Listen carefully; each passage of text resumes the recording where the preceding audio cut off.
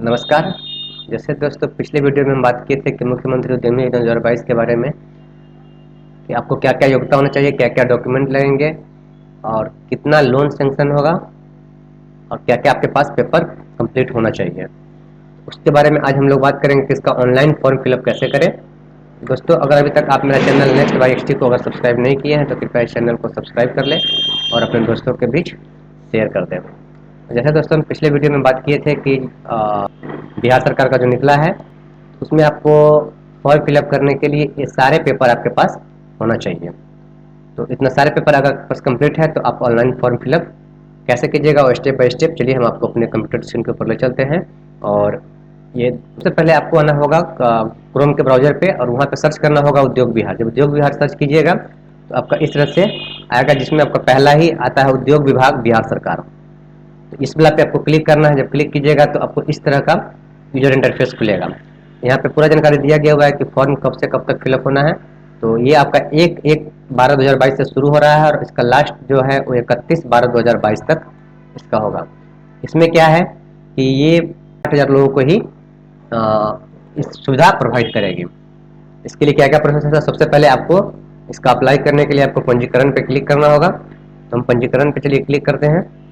इससे पहले दोस्तों एक और बात बता, लोगों के लिए लोन प्रोवाइड कर रहा है तो जो इनका सारा कुछ ये 3 कैटेगरी में डिवाइड किए हुए हैं। जैसे कैटेगरी ए हुआ, कैटेगरी बी हुआ। तो ये सारा कुछ आप पढ़ लीजिएगा कौन कौन सा कैटेगरी आप मतलब किस चीज़ के लिए आप अप्लाई कर रहे हैं, उसके बाद इसमें अप्लाई कीजिएगा। तो चलिए हम इसके लिए अप्लाई करते हैं। तो जब आप पंजीकरण पे क्लिक कीजिएगा तो आपका इस तरह का यूजर इंटरफेस खुलेगा। इसमें आपको सबसे पहले आपका पहला नाम, अंतिम नाम, ईमेल आईडी, लिंग स्त्री या पुरुष जो भी है वो आप इंटर कीजिएगा, मोबाइल नंबर डालिएगा, आधार नंबर डालिएगा और आवेदन का प्रकार मतलब आप एससी है, एसटी है या फिर युवा है या फिर आप महिला है या फिर आप ईबीसी है, तो जो भी होगा तो कीजिएगा। तो इसके बाद यहाँ पे ओटीपी पर क्लिक कीजिएगा। तो आपसे ये नोटिफिकेशन करके पूछेगा कि आपने जो डॉक्यूमेंट दिया है वो सारा कुछ सही है, आपका फ़ोन नंबर सही है। अगर सही है तो इस पर ओके क्लिक कीजिएगा। फिर आपके पास एक ओटीपी जाएगा। ये ओटीपी इंटर करने के बाद जब सत्यापित कर दीजिएगा तो आपके मोबाइल पे एक एसएमएस चला जाएगा कि आपका पासवर्ड ये है। उसके बाद क्या करना है आपको दोस्तों, फिर से आपको इस पोर्टल पे आकर के यहाँ पे एक लॉगिन का ऑप्शन दे रहा है। इस पर लॉगिन पे क्लिक कीजिएगा। लॉगिन पे जैसे ही क्लिक कीजिएगा तो आपको इस तरह का इंटरफेस खुलेगा। यहाँ पे आपको सबसे पहले ऊपर में आपका आधार नंबर और आपका जो पासवर्ड है वो पासवर्ड दीजिएगा। इसके बाद लॉगिन पे क्लिक कीजिएगा तो आपका जो अप्लाई करने का जो इसका मतलब यूजर इंटरफेस है वो आपके पास खुल जाएगा। तो सबसे पहले इसमें अप्लाई करने वक्त में आपका यहाँ पर देखिए पंजीकरण संख्या जो है वो आपका जनरेट हो गया है। तो ये आपका पंजीकरण संख्या है। इसको अप्लाई करने से सबसे पहले आपको व्यक्तिगत जानकारी देना पड़ेगा, जिसमें आपका सबसे पहले आपका पहला नाम ये प्री फिल्ड आएगा, करना पड़ेगा कि आप कौन सा कैटेगरी का प्रोजेक्ट करना चाहते हैं। तो सपोज कीजिए मेरा कैटेगरी ये है जिसमें आपका कंप्यूटर हार्डवेयर असेंबलिंग, इसमें बहुत सारा दिया हुआ है। आपका जो भी कुछ है वो अपना सिलेक्ट करके कीजिएगा। फिर इसमें आगे बढ़िएगा तो आपका लिंक करेगा, ये आपका ऑटोमेटिक फील्ड आएगा। आपको डेट ऑफ बर्थ इंटर करना पड़ेगा। अगर आप लेडीज हैं तो आप अपने पति का नाम इंटर करना होगा। अगर आप जेंट्स हैं तो आपके पिता का नाम इंटर करना पड़ेगा। विकलांग स्थिति करना पड़ेगा यस, अगर विकलांग है तो यस कीजिएगा, अगर विकलांग नहीं है तो फिर नो कीजिएगा। दोस्तों फिर यहाँ पे आया आवेदनकर्ता का पता। तो पता में दोस्तों वही चीजें डालिएगा जो आपके आधार कार्ड पे मेंशन है, जो क्योंकि वो आपके लिए बढ़िया रहेगा। तो जो आधार कार्ड में मेंशन है वो एड्रेस यहाँ पे फिलअप करके फिर यहाँ पे आपका थाना पूछेगा, थाना डाल दीजिएगा, जिला कौन सा है सो डाल दीजिएगा, पिन कोड डाल दीजिएगा और फिर यहाँ पे आपका स्टेट ऑटोमेटिक प्री फिल्ड आएगा। उसके बाद आपका कैटेगरी पूछा जाएगा कि कास्ट कौन सा है। सपोज कीजिए कि आप जिस कास्ट से बिलोंग करते हैं, मतलब जो भी आपको एससी है तो एससी आपका सारा कुछ ऑप्शन आ जाएगा। तो मैंने तो युवा उद्यमी से किया था, युवक से किया था, इसलिए मेरा अन्य पिछड़ा वर्ग आ रहा है, मैं इससे बिलोंग करता हूँ। और इसमें आपका अधिकतम उच्चतम जो हाईएस्ट क्वालिफिकेशन क्या होगा, तो अगर आप ग्रेजुएट है तो ग्रेजुएट डालिएगा, अगर 12th ही पास तक है तो 12 डालिएगा, अगर फिर आप या पीएचडी या फिर डिप्लोमा जो भी कुछ किए हुए हैं तो वो आप फिलअप करके आगे बढ़िएगा। फिर आपका पूछ रहा है न्यूनतम शैक्षणिक योग्यता, तो इसके लिए न्यूनतम जो रखा गया है वो इंटरमीडिएट रखा गया है। तो इंटरमीडिएट हो चाहे आप इंटरमीडिएट के समकक्ष डिप्लोमा की हुई है तो डिप्लोमा या फिर आईटीआई की हुई है। तो मैंने इंटरमीडिएट किया है तो मैं आपका इंटरमीडिएट फिलअप करता हूँ। फिर इसको आप यहाँ पे सेव कर दीजिएगा तो आपका यहाँ डाटा आप सफलतापूर्वक का नोटिफिकेशन आ जाएगा। उसके बाद आपको क्या करना है, यहाँ पे शिक्षा पे ऑटोमेटिक ये आ जाएगा कि आपका एजुकेशन क्वालिफिकेशन पूछेगा। तो सबसे पहले आपको यहाँ पे ऐड करना होगा। यहाँ पे ऐड कीजिएगा, तक जैसे मान लीजिए कि आप मैट्रिक का डाल रहे हैं तो यहाँ पे लिख दीजिएगा मैट्रिक, मैट्रिक लिख दीजिएगा, या फिर 10th लिख दीजिएगा। आपका बोर्ड कौन सा था, सीबीएसई है तो सीबीएसई, बिहार बोर्ड है तो बिहार बोर्ड। फिर जो उसका रोल नंबर होगा, रोल नंबर, पास करने का साल, किस साल में पास किए थे और क्या क्या सब्जेक्ट था। जैसे जानते हैं कि जो लोग 10th में पास करता है उसका सारा सब्जेक्ट होता है Hindi, English, science, social science, mathematics.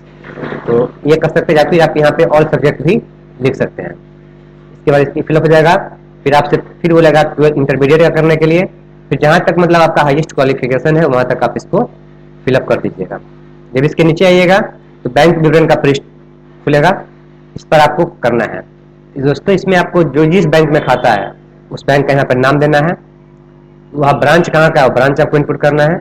खाता का प्रकार क्या है, सेविंग है या करेंट है, जो भी है, करेंट है तो करेंट दीजिएगा, सेविंग है तो सेविंग दीजिएगा। तो फिलहाल अभी मेरे पास करेंट अकाउंट है नहीं, लेकिन अगर बेहतर यही होगा कि अगर आपके पास करेंट अकाउंट है तो आप करेंट अकाउंट इनपुट कर दीजिएगा, ताकि आगे जाकर के आपको कोई दिक्कत इसका नहीं करना पड़ेगा। क्योंकि इसका जो फंड अगर लोन आपको किस मिल जाता है तो इसका जो रुपया जो सेंक्शन होगा अकाउंट में आएगा वो करेंट अकाउंट में आएगा, और जो आप फॉर्म के नाम से दिए हुए हैं उसी में आएगा।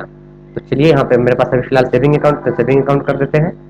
खाता खोलने की तिथि वो आप बैंक के जाइएगा और बैंक का स्टेटमेंट में आइएगा तो उस पर मेंशन रहता है खाता खोलने की तिथि कब तक है, वो डाल दीजिएगा, बैंक का IFSC कोड, और ये करके खाता संख्या डाल करके इसको आप सेव कर दीजिएगा। सेव हो जाने के बाद दोस्त ये चला जाएगा आपके पास दस्तावेज अपलोड पे।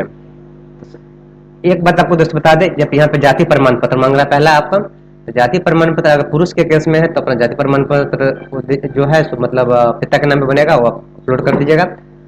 और जो इसका फाइल साइज का जो एक्सटेंशन रहेगा वो आपका जेपीजी रहेगा, और मैक्सिमम रहेगा जो 120 KB तक का रहेगा।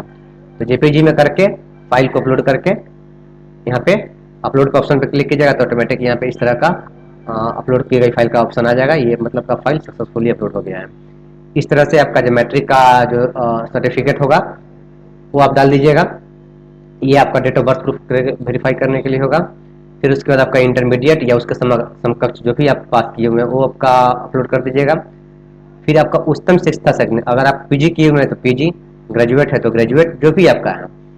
फिर यहाँ पर दोस्तों आवासीय प्रमाण पत्र, आवासीय प्रमाण पत्र याद रखिएगा दोस्तों। जैसे इसके लिए मैं आपको बता दूं कि आवासीय प्रमाण पत्र अगर बनाइएगा तो यहाँ पे देखिए उसमें आपका यहाँ पे क्लियरली मेंशन होना चाहिए कि वहाँ के आप अस्थायी निवासी हैं। अगर आप अस्थायी यहाँ पे अस्थायी लिखा हुआ है तो ये आपका इनवैलिड हो जाएगा, ये आपका काम नहीं करेगा। तो ये बात का अपने ध्यान रखिएगा। यहाँ पे कोई भी अगर आप आवासीय बनवाए हुए हैं तो वहाँ पर चेक कर लीजिएगा कि जो बना हुआ है वो अस्थायी है कि अस्थायी है। इसके से मेरे पास अस्थायी आवासीय है तो मैं यहाँ पे अस्थायी आवासीय का हस्ताक्षर कर देना है, करके उसका स्कैन करके उसका फोटो अपलोड कर देना है। उसके बाद यहाँ पे सबको अपलोड करने के बाद सबमिट करने से पहले फॉर्म डाटा की जांच करें। तो यहाँ पे जब क्लिक कीजिएगा तो जिससे पहले जो भी आप फॉर्म फिलअप किए हुए हैं वो सारा फॉर्म आपके पास ओपन हो जाएगा। मतलब क्या क्या फिल किए हैं एक बार चेक कर लेना है कि जो नाम डाले हैं, कैटेगरी कौन सा है, क्या प्रोजेक्ट का नाम, जिस प्रोजेक्ट के लिए हम अप्लाई करें क्या वही प्रोजेक्ट है, मेल कौन सा, लिंक कौन सा है आपका, जन्म तिथि, मतलब जितना डिटेल फिलअप किए हैं वो सारा डिटेल चेक कर लीजिएगा। उसके बाद आपके पास आएगा शैक्षणिक का विवरण आएगा, जैसे 10th पास, रोल नंबर हो गया, 12th का रोल नंबर हो गया, सारा कुछ आप अपलोड करके फिर बैंक सारा कुछ वेरीफाई कर लीजिएगा। उसके बाद यहाँ पे फॉर्म जमा करे पे क्लिक कीजिएगा।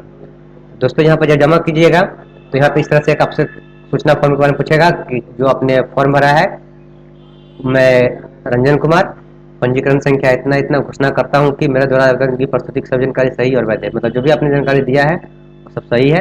उसके बाद यहाँ पे अगर आप फाइनल सबमिट कीजिएगा तो इस तरह से आपका फाइनल सबमिट करने के बाद ये आपका फॉर्म खुल जाएगा और ये एक्नॉलेजमेंट नंबर है वो आपका यहाँ पे जनरेट हो जाएगा।